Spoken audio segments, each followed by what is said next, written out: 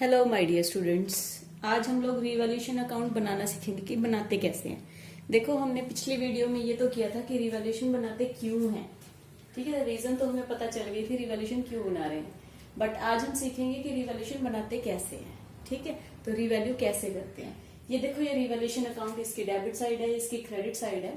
देखो, अगर कोई एसेट इंक्रीज होगी ना, एसेट अगर इंक्रीज होगी तो रिवैल्यूशन की क्रेडिट साइड जाएगी, क्योंकि हमने क्या एंट्री डाली थी, asset account debit to revaluation. तो रिवैल्यूएशन क्रेडिट हो रहा था, तो रिवैल्यूएशन की क्रेडिट साइड पर आएगी।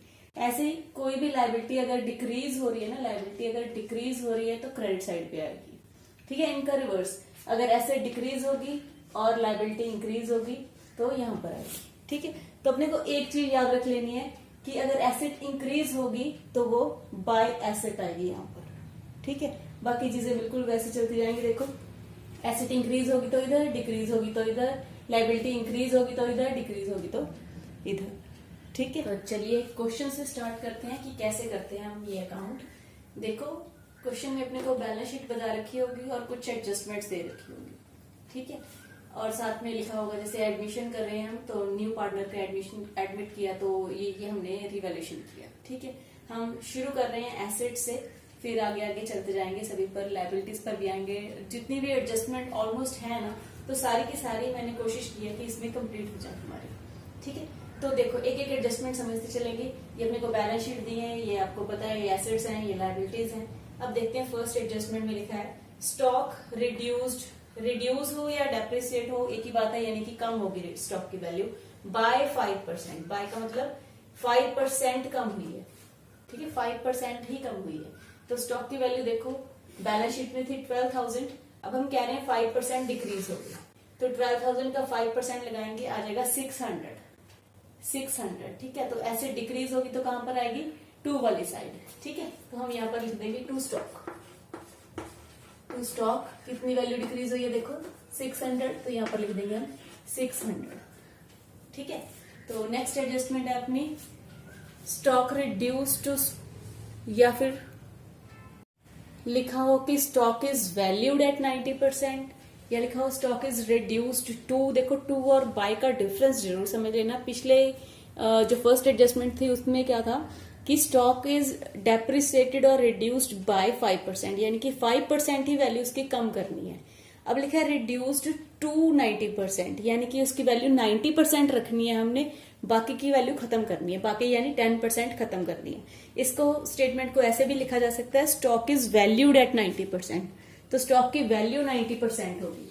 इसका मतलब क्या है कि ये 10% डिक्रीज हो गई। ठीक है, तो डिक्रीज होगी तो कहां पर आएगी, टू, तो हम यहाँ पर लिखेंगे to stock. To stock 10% less कर देंगे 1200। ठीक है, तो नेक्स्ट एडजस्टमेंट देखेंगे स्टॉक इज वैल्यूलेस। स्टॉक की वैल्यू खत्म हो गई, स्टॉक की वैल्यू खत्म हो गई, यानी कि स्टॉक खत्म, स्टॉक की वैल्यू अपने को नहीं रखनी है। तो इसका मतलब स्टॉक की वैल्यू रिड्यूस होगी हमारी। टू स्टॉक कितनी वैल्यू थी 12,000, तो 12,000 ही डिक्रीज होगी। ठीक है, नेक्स्ट लिखा है stock is reduced to. Reduced to यानी कि स्टॉक की वैल्यू अब 10,000 रखनी है, या फिर लिखा हो स्टॉक इज वैल्यूड एट 10,000, तो एक ही बात है। ठीक है, यानी कि स्टॉक की वैल्यू 10,000 रखनी है। 12,000 थी, 10,000 रखनी है, तो कितनी डिक्रीज होगी, 2,000। तो यहाँ पर लिखेंगे टू स्टॉक 2,000।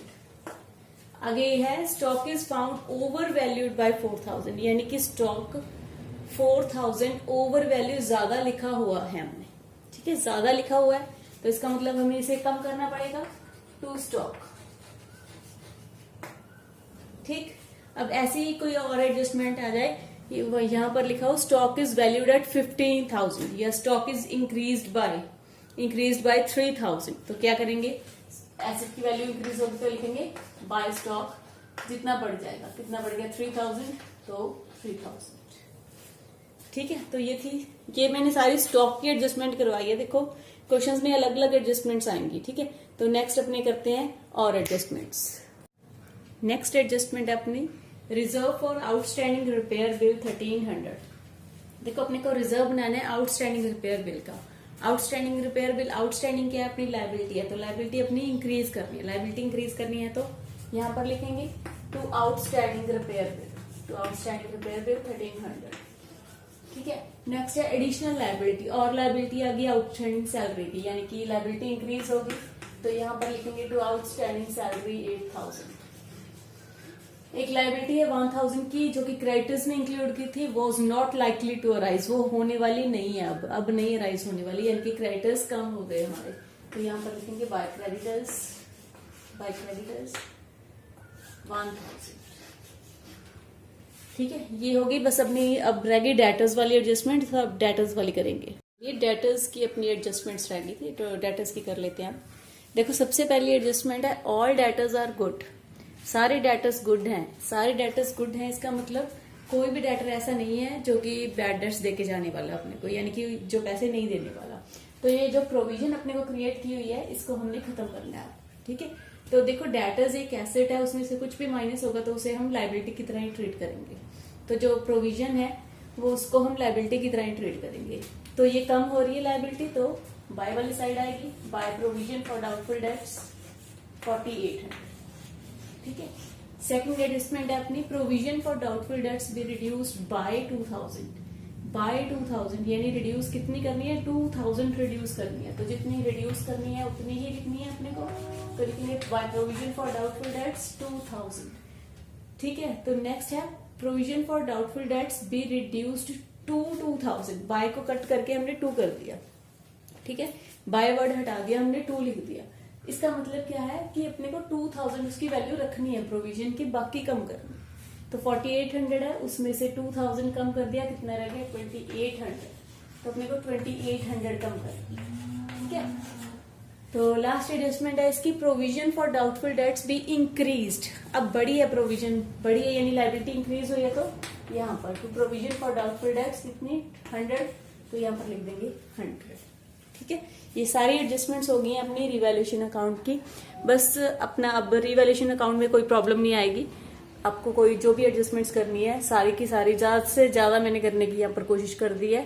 तो आप बार बार 2-3 बार इस वीडियो को देखना ताकि आपको ये पूरा कंसेप्ट समझ में आ जाए। ठीक है, जहां पर कुछ नहीं पता चल रहा पॉज कर लो, आराम से देखो। Okay then.